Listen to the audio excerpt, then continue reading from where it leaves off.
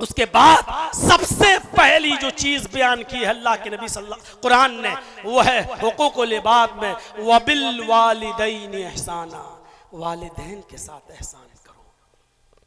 इसमें कोई शक नहीं, तमाम बंदों में सबसे बड़ा हक बाप का, हुकूकुल इबाद में वालिदैन का। और इसीलिए नबी अकरम सल्लल्लाहु अलैहि वसल्लम से जब पूछा जाता था तो आप यही कहते थे कि सबसे बड़ा गुनाह शिर्क बिल्लाह, उसके बाद हुकूकुल वालिदैन, माँ बाप की नाफरमानी करना, माँ बाप को सताना, माँ बाप की नाफरमानी करना। एक मर्तबा तो आपने 3 बार फरमाया, बुखारी की रिवायत, अला उनब्बिउकुम बि अकबरिल कबाइरि सलासन, कुलना बला या रसूल अल्लाह। अल्लाह के नबी ने 3 बार कहा, लोगों क्या मैं तुम्हें सबसे बड़ा गुनाह न बताऊं? क्या मैं तुम्हें सबसे बड़े गुनाहों से बाखबर न कर दूं?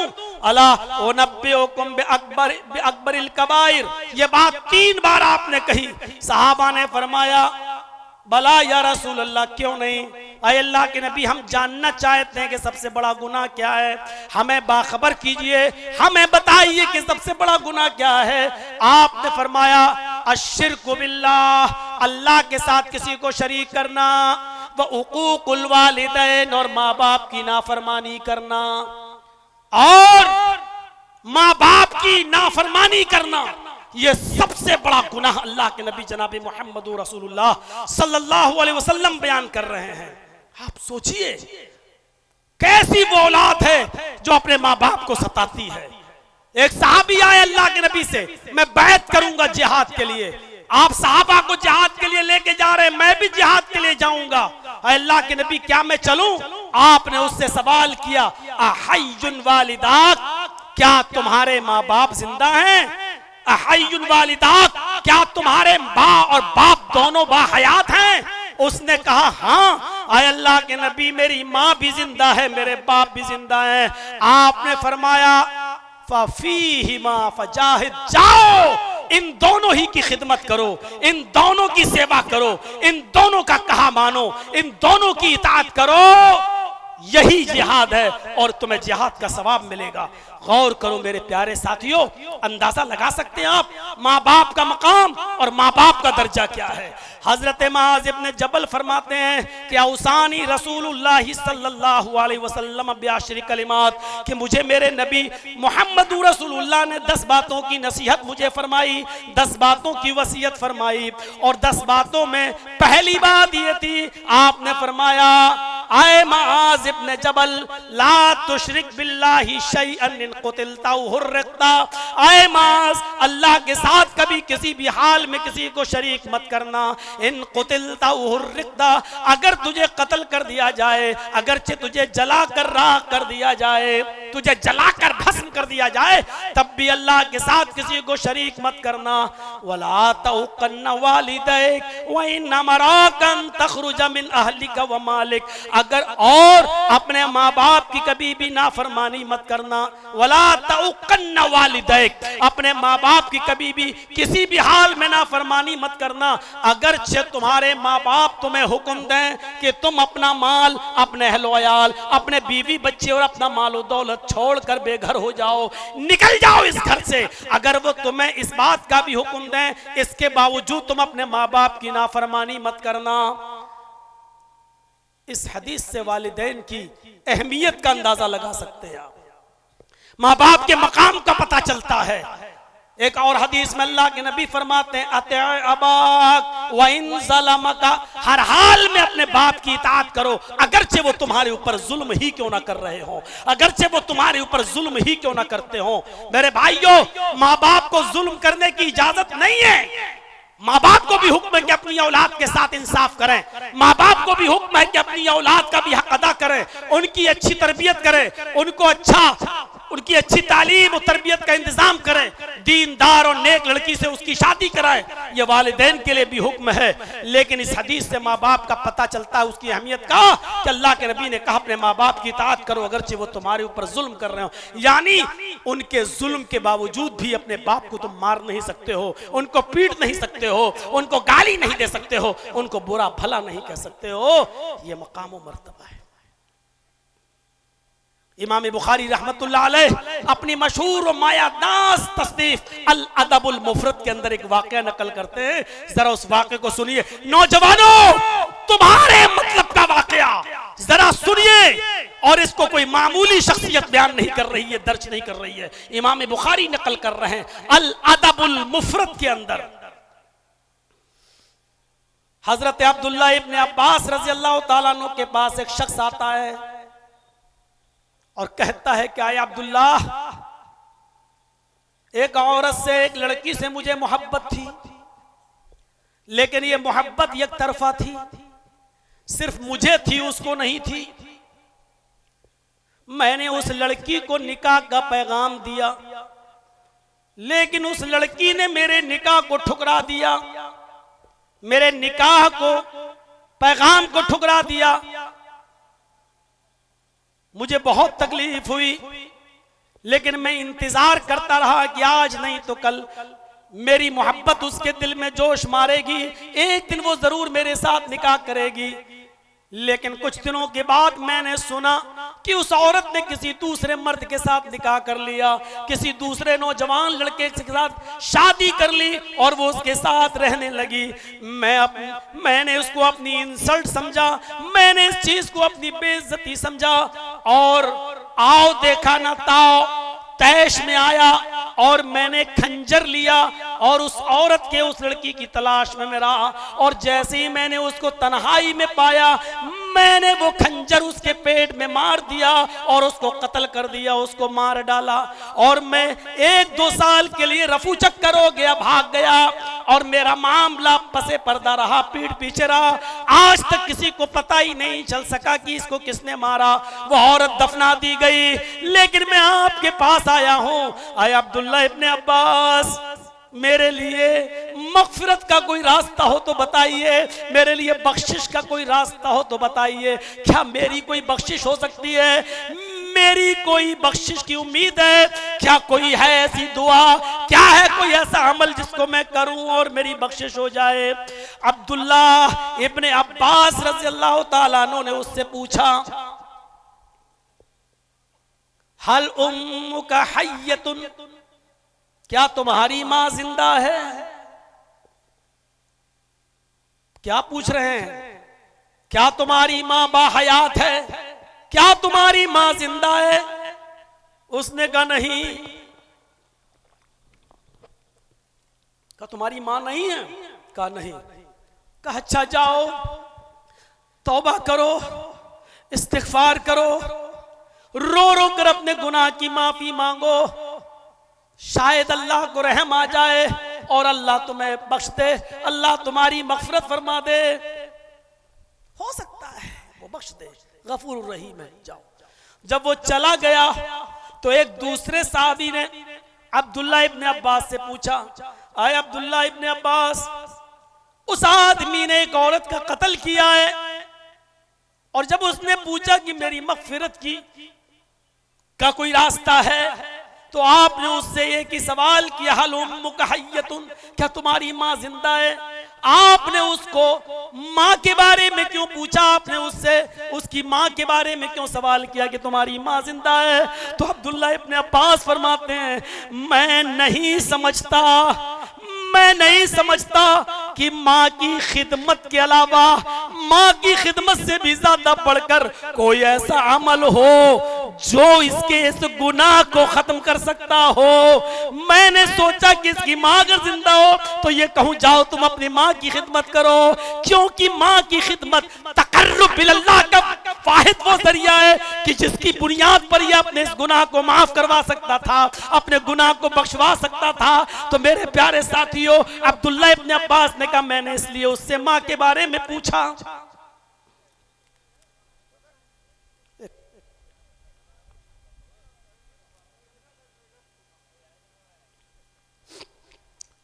यहां से मां के मकाम और मां के मर्तबे के बारे में जरा अंदाजा लगाइए आप।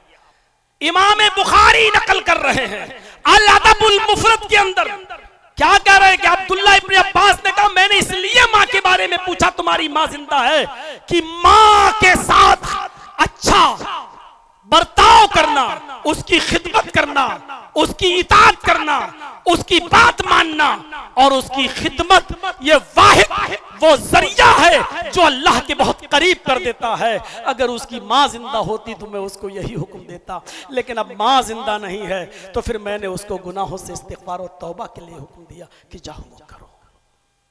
माँ के मकाम और मर्तबे को पहचाना।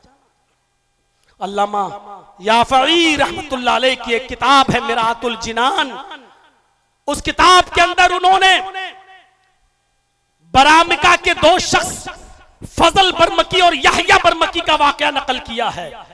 वो बरामिका जिनकी शानो शौकत और सुतुव्वत पूरे ममलकते बगदाद पर छाई हुई थी, जिनका रोबो दबदबा बैठा हुआ था, लेकिन जब ममलकते बगदाद के ऊपर खलीफा हारून रशीद का इताब आया तो फजल बरमकी और यहया बरमकी बाप और बेटे दोनों गिरफ्तार कर लिए गए और दोनों को जेल में डाल दिया गया।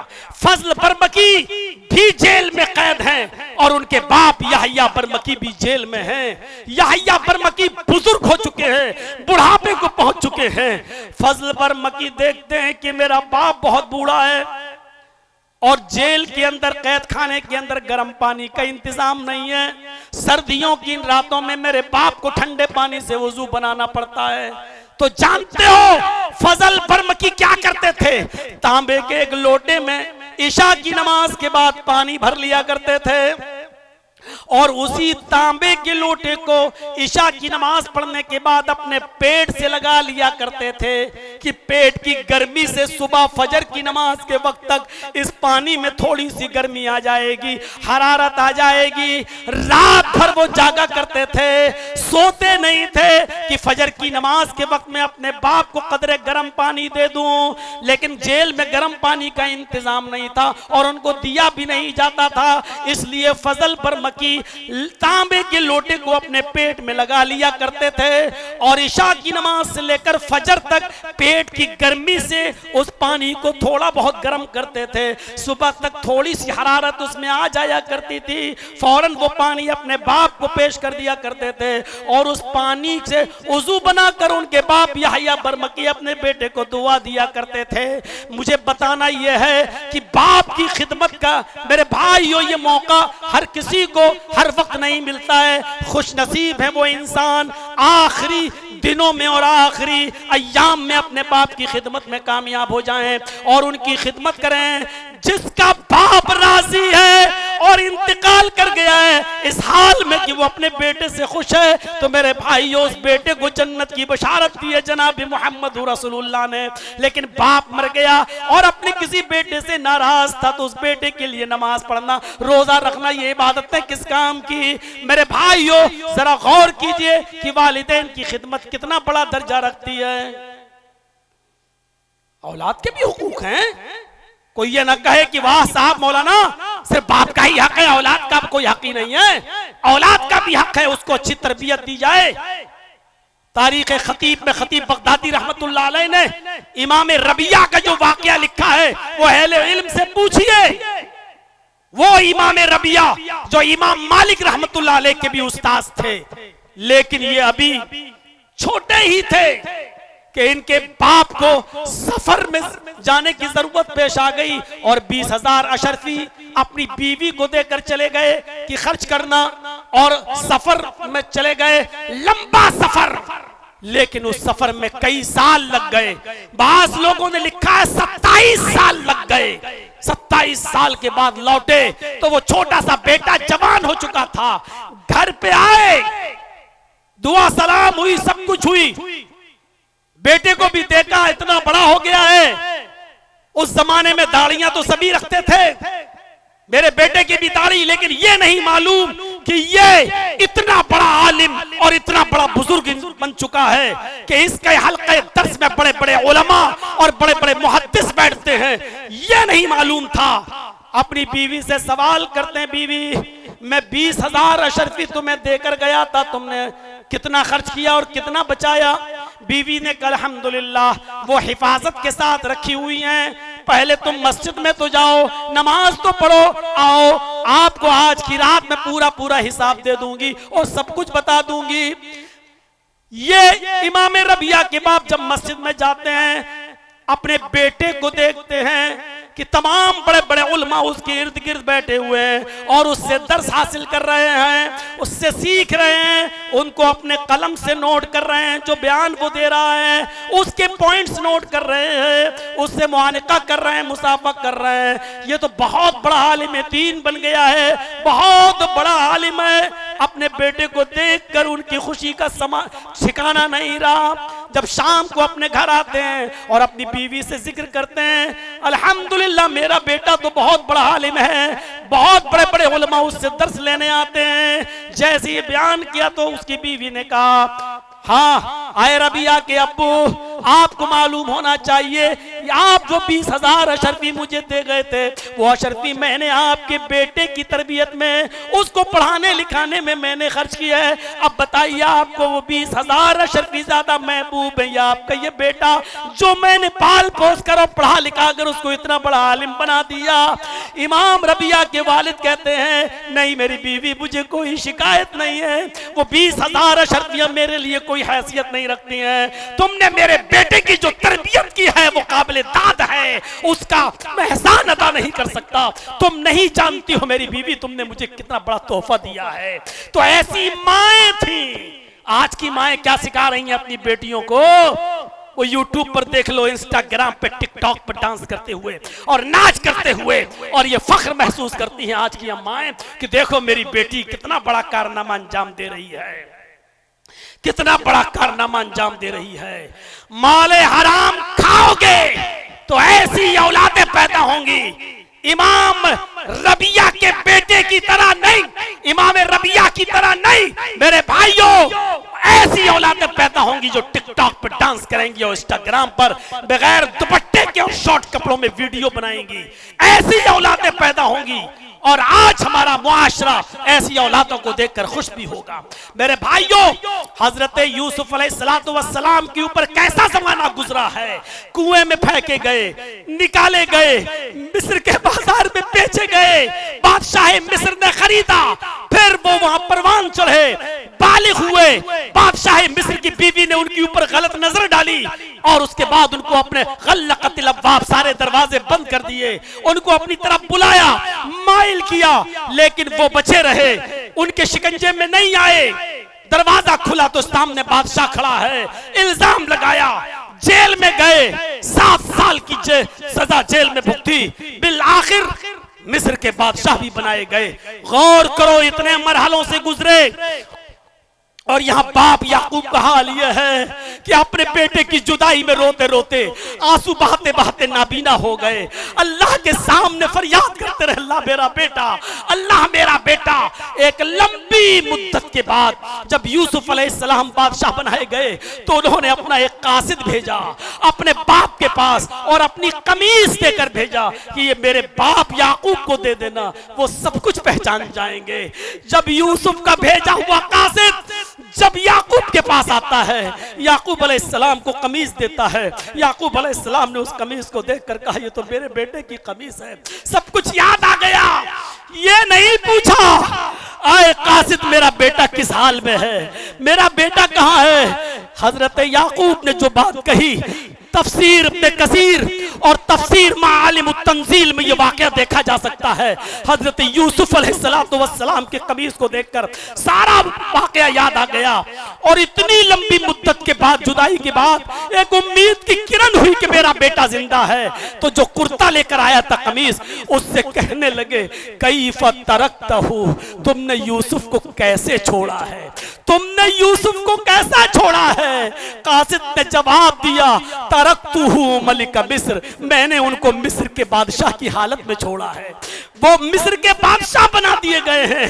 याकूब अलैहिस्सलाम को खुशी नहीं हुई। याकूब अलैहिस्सलाम ने कासिस से कहा, अरे मैं ये नहीं पूछ रहा हूं कि वो कितना अमीर हो गया है, कितना दौलतमंद हो गया है। ला अस्अलुकुम मन हाजा, मेरा मतलब ये नहीं है कि वो मिस्र का बादशाह बन गया या कितना अमीर हो गया और कितना दौलतमंद हो गया, नहीं। वलाकिन अस्अलुकुम अन अय्य दीन तरक्तहु, मैं तुमसे ये पूछना चाहता हूं कि तुमने उसको किस दीन पर छोड़ा है, उसका दीन क्या है, उसका मजहब क्या है, वो एक अल्लाह की इबादत करता है या नहीं करता है, नमाज का पाबंद है या नहीं है। इतने दिनों के बाद, मिस्र की बादशाहत का ऐलान सुनने के बाद भी यूसुफ अलैहिस्सलाम की खुशी हजरत याकूब को नहीं हुई कि वो बादशाह बन गया, बल्कि सवाल ये था कि मैं ये पूछना चाहता हूं कि अन अय्य दीन तरक्तहु, तुमने उसको किस दीन पर छोड़ा है। और जब जवाब अच्छा मिला कि अल्हम्दुलिल्लाह वो 5 वक्त की नमाज, वो नमाज भी पढ़ते हैं, वो रोजा भी रखते हैं, वो ख्वाब की ताबीर भी बताते हैं और वो अल्लाह के दीन को कायम भी करते हैं, जब ये सारी चीजें बताई गई तब उनको खुशी हुई। ये एक बाप की जिम्मेदारी है कि एक बाप ये देखे कि तुम्हारा बेटा इंजीनियर है, सिविल इंजीनियर है, MBBS है, डॉक्टर है, सब कुछ है, तुम्हारा बेटा नमाजी है या नहीं, तुम्हारा बेटा दीनदार है या नहीं। हजरत इब्राहिम अलैहिस्सलाम ने जब अपनी औलाद को, इस्माइल को और हाजरा को जब बेआबो गया वादी में छोड़ा और जब चले गए दूर, तो यही कहा, रब्बी इन्नी अस्कन्तु मिन ज़ुर्रियती बिवादिन गैरि ज़ी ज़रा रब्बना लियुकीमुस्सलाह, ऐ अल्लाह मैंने अपनी बीवी बच्चों को, अपनी आल औलाद को, ऐ अल्लाह मैंने एक गैर ज़ी ज़रा, एक बियाबान वादी के पास छोड़ा है। रब्बना लियुकीमुस्सलाह, ऐ अल्लाह मैंने वहां इसलिए छोड़ा ताकि वो नमाज कायम करें, ताकि वो नमाज के पाबंद हो जाएं। एक बाप की जिम्मेदारी यह है। आपने अपने बेटे को इंजीनियर बनाया, आपने अपने बेटे को डॉक्टर बना लिया, आपने अपने बेटे को MBA करा लिया, CA करा लिया, सब कुछ करा लिया, मुबारक हो आपको कि बहुत बड़ा आदमी बना दिया, लेकिन आपने अपने बेटे को अगर नमाजी ना बनाया, आपने अच्छी तरबियत नहीं दी, तो आप नाकाम है। ऐसी औलाद जो आपकी कब्र पे खड़े होकर ये ना कह सके कि अल्लाहुम्मा ग़फ़िर लहू वरहमहू वआफ़िही वअफ़ु अन्हु वअकरिम नुज़ुलहू वस्सिअ मुदख़लहू वग़सिलहू बिलमाई वस्सल्ज वलबरद, ऐसी औलाद जो आपकी कब्र पे खड़े होकर ये न कह सके कि रब्बना ग़फ़िर ली वलिवालिदैया वलिलमुमिनीना यौम यक़ूमुल हिसाब, तो आप बेकार हैं, नाकारा है, नाकाम है। आपका ये MBBS बेटा बिल्कुल नाकाम है और आप कामयाब न समझें अपने आप को, क्योंकि अब आप इस दुनिया से जाने वाले हैं। मैंने अपने बाप की मौत को जितने करीब से देखा है, शायद किसी बेटे को इतने करीब से देखने का मौका मिला हो कि आखिरी वक्त है, मुझे पकड़े हुए हैं मेरे बाप, और मुझसे मैंने कहा कि मैं थोड़ा सा अभी जाता हूं, घर तक होके आता हूं, हाथ नहीं छोड़ रहे हैं। मैंने कहा आवाज बंद, कोई चीज उनकी जबान से नहीं निकल रही। मैंने कहा अब्बू आज जुमा है, जरा नहाने जा रहा हूं, जुमा पढ़ाना है। हाथ छोड़ दिया है। मैंने वो करीब से देखा है रूह को निकलते हुए। मेरे प्यारे साथियों, मेरे भाइयों, वो बाप कितना खुश नसीब है कि जो ऐसी औलाद को छोड़ के जाए जो उसके लिए दुआ करे, क्योंकि अल्लाह के नबी ने यही तो फरमाया था कि इंतकाल के बाद अमल का सिलसिला मुनक़ता, इज़ा मातल इंसान फनक़ता अन्हु अमलुहु, सारे अमल का सिलसिला मुनक़ता इल्ला बिसलास, सिर्फ 3 चीजें, इल्ला बिसदक़तिन जारिया, सदका जारिया, और उन 3 चीजों में एक नेक औलाद जो अपने बाप के लिए दुआ करे। यहाँ खड़े हैं जितने लोग बैठे हैं, क्या उनको ये दुआएं याद हैं? क्या वो अपने बाप के लिए ये दुआ कर सकते हैं? अल्लाहुम्मा ग़फ़िर लिवालिदी वरहमहू वआफ़िही वअफ़ु अन्हु वअकरिम नुज़ुलहू। क्या वो ये दुआ कर सकते हैं कि अल्लाहुम्मा इन्ना हाज़ा अबी फ़ी ज़िम्मतिक व हब्ल मिन जवारिक? क्या ये दुआएं उनको याद हैं? फ़क़ही मिन फ़ितनतिल क़ब्रि व अज़ाब अन्नार, अल्लाह इनको कब्र के फितने से बचा, इनको अज़ाब कब्र से महफूज फरमा। मेरे भाइयों, ये दुआ तो आप अपनी जबान में कहते हो कि अल्लाह मेरे बाप को बख्श दे, अल्लाह मेरे बाप की मग़फ़िरत फरमा। अरे वो दुआएं याद करो जो जनाब मोहम्मद रसूलुल्लाह खुद सिखा कर गए हैं और खुद दुआएं मांगा करते थे। उन दुआओं को याद करो। एक बाप बहुत कामयाब है कि उसने अपने बेटे को इंजीनियर बना लिया, बहुत कामयाब है कि उसने अपने बेटे को सब कुछ बना लिया, लेकिन कितना नाकाम है कि वो अपने बेटे को ये दुआएं याद नहीं करा सका और दीन की तालीम और तरबियत नहीं दे सका। मेरे भाइयों, वो बाप कितना नाकाम इंसान है जो इस दुनिया से इस हाल में जाता है। हुकूक अदा करो।